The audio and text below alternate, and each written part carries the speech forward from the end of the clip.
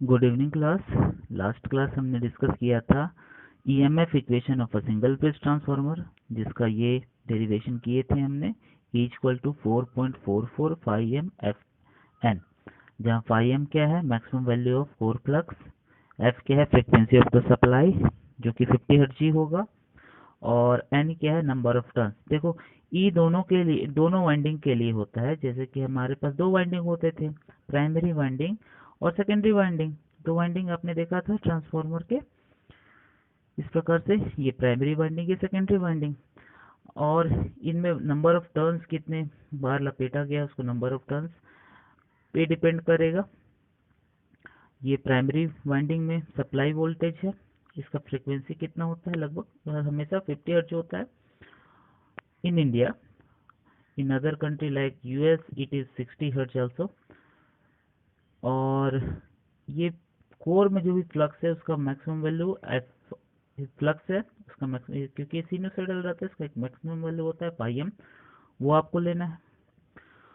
तो इस प्रकार से E1 और E2 जो है प्राइमरी और सेकेंडरी में इंड्यूस्ड ईएमएफ है, जो कि डिपेंड करेगा नंबर ऑफ टर्न्स, क्योंकि सप्लाई फ्रीक्वेंसी दोनों वाइंडिंग के लिए सेम होगा और फाई एम दोनों के लिए सेम होगा।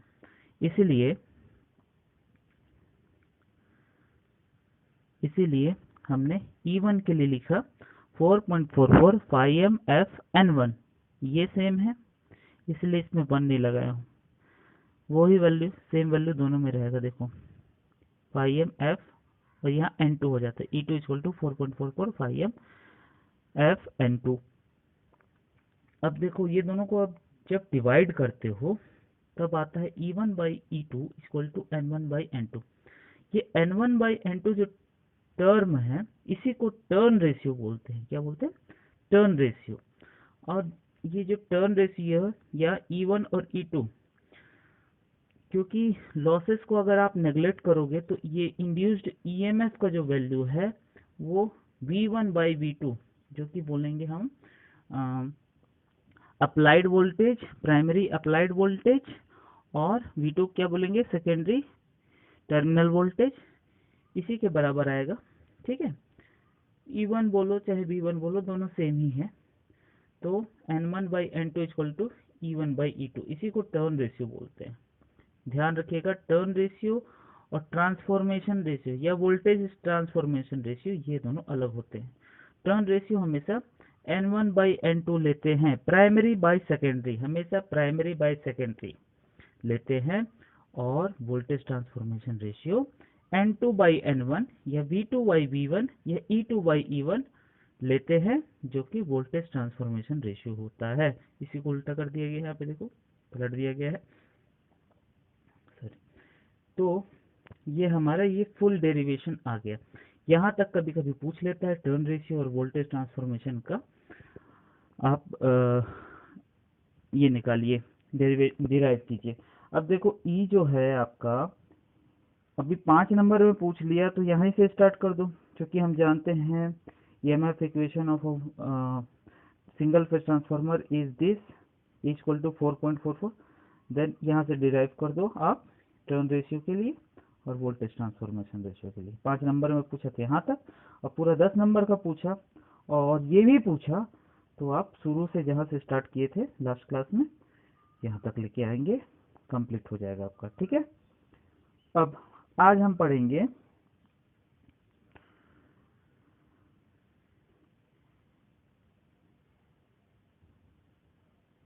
एक सिंपल न्यूमेरिकल भी देख लेंगे तो ज़्यादा इजी हो जाएगा।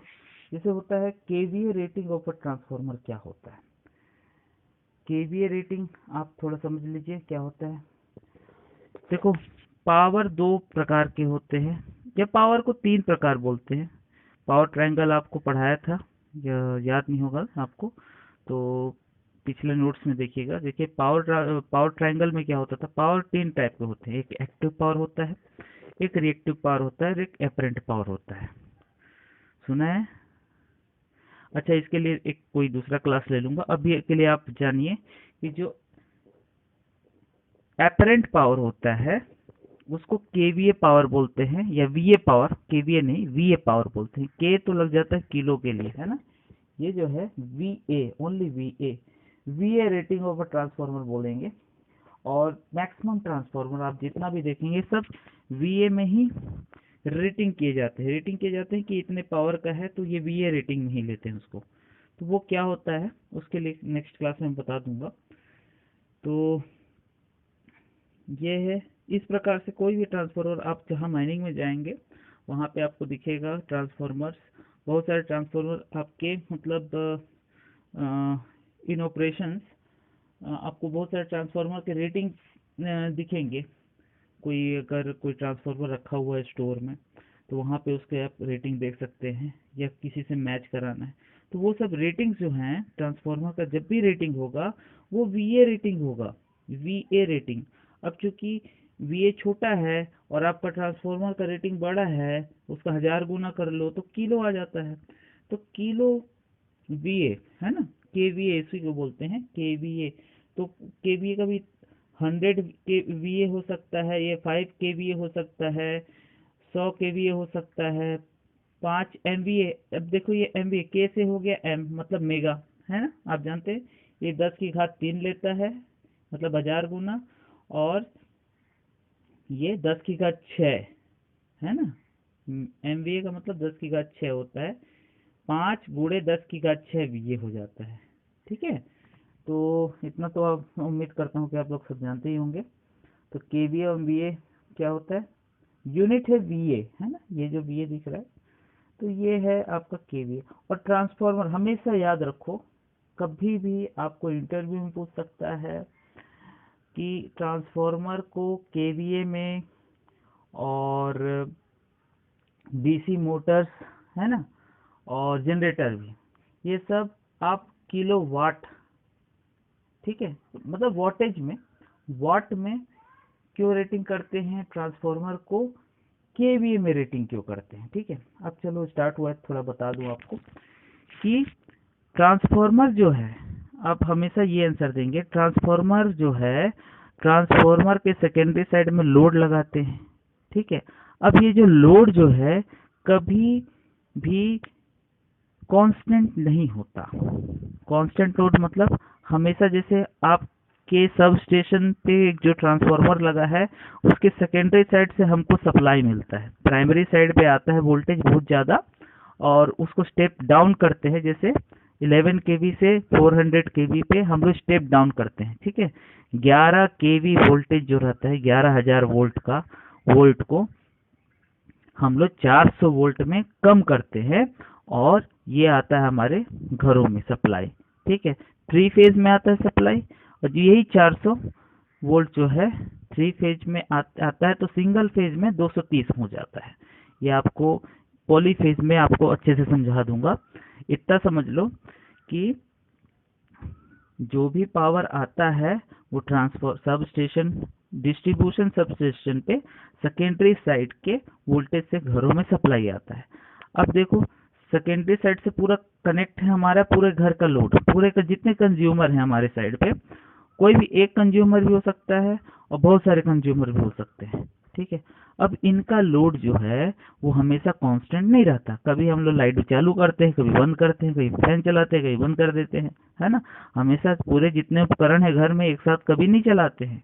और एक आदमी तो छोड़ो, पूरे के पूरे एक साथ बल्ब भी नहीं जलाते हैं, तो हमेशा लोड वेरिएशन होते रहता है। इसीलिए जो एक ट्रांसफार्मर है उसका रेटिंग जो है वो हमेशा KVA में करते हैं। ठीक है, अब ये KVA क्या है, KVA VA रेटिंग होता है, जो कि वोल्टेज और करंट दोनों का मल्टीप्लिकेशन होता है। इसमें दोनों का RMS वैल्यू है ना, हमेशा याद रखना, RMS value of voltage and RMS value of current in each side, दो साइड होते हैं उसके, एक साइड में सप्लाई देते हैं और दूसरे साइड में लोड कनेक्ट करते हैं। तो प्राइमरी साइड में सप्लाई करेंगे तो प्राइमरी वोल्टेज और प्राइमरी करंट दोनों को मल्टीप्लाई करेंगे तो V1 I1 आएगा, और सेकेंडरी साइड में दोनों को मल्टीप्लाई करेंगे, सेकेंडरी साइड पे जो वोल्टेज रहेगा उसको V2 बोलेंगे और जो करंट फ्लो होगा वो I2 रहेगा। ठीक है, V2 एंड I2। अब ये आप हमेशा याद रखिए कि प्राइमरी साइड में जो भी VA है, जो भी VA पावर है, वो सेकेंडरी साइड के VA के बराबर होता है। Primary side VA equal to secondary side VA, ये हमेशा याद रखिएगा। ठीक है, देखिए वोल्टेज कभी भी बराबर नहीं हो सकता क्योंकि लॉस हो जाता है, लेकिन VA हमेशा बराबर रहेगा। प्राइमरी साइड VA और सेकेंडरी साइड VA हमेशा बराबर रहेगा, इसीलिए V1 I1 equal to V2 I2, यही VA होता है। ठीक है, VA पावर जो होता है वोल्टेज इंटू करंट। ठीक है, तो इसको VA पावर बोलते हैं। देखो V का वोल्टेज, V जो है वोल्टेज इंटू एम्पियर है, तो ये V इंटू आई, V इंटू आई, ये A से एम्पियर है जिसको I से डिनोट किया गया है। ठीक है, ये दोनों का मल्टीप्लिकेशन, ये दोनों RMS वैल्यू होंगे। ठीक है, हमेशा याद रखना RMS वैल्यू। अब इसमें से देखो V1 बाई V2 करते हैं तो V2 यहाँ नीचे आएगा, तो I1 यहाँ I2 के नीचे आ जाएगा, तो V1 by V2 equal to I2 by I1। और हम लोग जानते हैं टर्न रेशियो क्या होता है, N1 by N2 equal to V1 by V2। तो इसको एक साथ सबको लिख देते हैं, तो N1 बाई N2, सॉरी यहाँ पे N1 लिखा गया है, ये N2 होगा। N1 by N2 equal to V1 by V2 equal to I2 by I1। यहाँ देखो यही चेंज होता है। ठीक है, V1 by V2 equal to I2 by I1। ठीक है, इसका यही मतलब है, देखो ये दोनों कांस्टेंट है। अगर V1 ज़्यादा है, V1 ज़्यादा है, अगर V1 इंटू I1 दोनों साइड बराबर है। अगर V1 का मान बढ़ जाता है तो I1 का मान घट जाता है, ताकि ये वैल्यू कांस्टेंट रहे। ठीक है, दोनों साइड, यही इसका मतलब होता है। और ये बाय रेशियो में है। ठीक है, अब इसे एक छोटा सा न्यूमेरिकल, बहुत ही सिंपल सा न्यूमेरिकल ये है कि थोड़ा सा आपको क्लियर हो जाएगा। जैसे कहता है, एक क्वेश्चन है, देखो ध्यान से देखो, if a transformer have 100 turns in the primary, बोलता है किसी कोई ट्रांसफॉर्मर है, उसके प्राइमरी में 100 टर्न्स है। प्राइमरी वाइंडिंग जो है, प्राइमरी सिंपल सा लिख दिया है उसका, उसमें जो टर्न्स है वो 100 टर्न्स दिया हुआ है। And 250 turns in secondary, secondary में 250 टर्न्स है। टर्न्स समझ में आ रहा है, जो वाइंडिंग में टर्न्स है N1 और N2 दे दिया है यहाँ पे। A 400 volt is applied in primary, primary में 400 वोल्ट अप्लाई करते हैं primary side, then calculate secondary side voltage. तो सेकेंडरी साइड में कितना वोल्टेज आएगा, टर्मिनल वोल्टेज, वो कैलकुलेट करना है। तो हम देखो क्या ऐसे सॉल्व करते हैं। सॉल्व करने का एक तरीका होता है जिससे आपको साफ साफ कैलकुलेशन हो जाए और फुल मार्क्स मिल जाए। ठीक है, मार्क्स भी इम्पोर्टेंट है। तो देखो यहाँ N1 इक्वल टू 100 है ना। देखो N1 क्या है, तो प्राइमरी साइड का जो भी टर्न है उसको N1 बोलते हैं। N1 100 है, N2 250 दिया हुआ है, सेकेंडरी साइड में 250 था। V1 400, जो प्राइमरी साइड में अप्लाइड कर रहे हैं 400 वोल्ट, वो V1 है, तो V2 निकालना है। अब ये सिंपल से ये वाला इक्वेशन लगा दो, आपका आ जाएगा फॉर्मूला जो भी है। ठीक है, N1 by N2 equal to V1 by V2 हमको पता है। तब देखो यही, अब यहाँ पे बस वैल्यू रखना है, तो V2 आपको निकालना है क्योंकि है सेकेंडरी साइड वोल्टेज। ये V2 इक्वल टू क्या हो जाएगा, V2 यहाँ आएगा, N2 यहाँ ऊपर आ जाएगा N2, और N1 यहाँ इधर नीचे चल जाएगा तो N1। तो V1 इंटू यहाँ वैल्यू रखिए 400 इंटू 250 बाई 100, इसको सॉल्व करोगे कैलकुलेटर से तो ये 1000 वोल्ट्स आता है। ठीक है, ये समझ में आ गया कैसे निकालना है। इसी तरह करंट भी आप निकाल सकते हैं। अगर करंट प्राइमरी साइड पूछ दिया या सेकेंडरी साइड, कहीं पे भी एक साइड करंट दे दिया है तो सेकेंडरी साइड, प्राइमरी का करंट दे दिया है तो सेकेंडरी का निकल जाएगा, और सेकेंडरी का करंट दे दिया है तो प्राइमरी का निकल जाएगा। आप समझ गए। ऐसे ही छोटा सा न्यूमेरिकल आपसे पूछ सकता है। उसके अलावा